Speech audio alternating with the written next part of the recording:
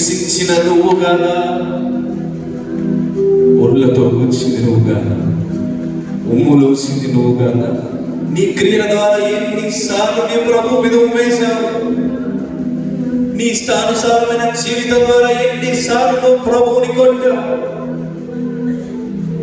నీ ఇష్టానుసారమైనటువంటి బ్రతుకుని బట్టి ఎన్నిసార్లు ప్రభువుని దుర్భాషలాడావు? ఒక్కసారి ఆలోచించుకుంటారు. ఇంత దౌర్భాగ్యమైనటువంటి స్థితిని కలిగి కూడా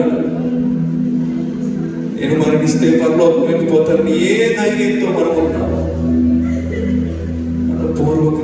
మనపూర్వకంగా ప్రార్థిద్దాం.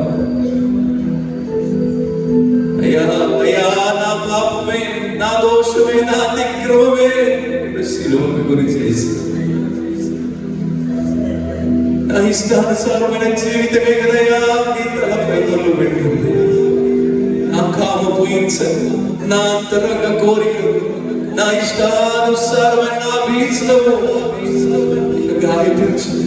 గాయపరిచి చేసిన ప్రతి ఒక్కరు వెలిగెత్తి ప్రార్థిద్దాం. ఈ సమయాన్ని వ్యర్థపరచుకోకు ప్రియ సోదరుడా, ఈ సమయాన్ని వ్యర్థపరచుకోకు ప్రియ సోదరి. మనపూర్వకంగా ప్రార్థించు, మనపూర్వకంగా ప్రార్థించు. నీకు ఈ సమయంలో కావాల్సింది నీ ప్రభు యొక్క సన్నిధి. ప్రభుకి ఈ సమయంలో కావాల్సింది నువ్వు నీ ప్రార్థన.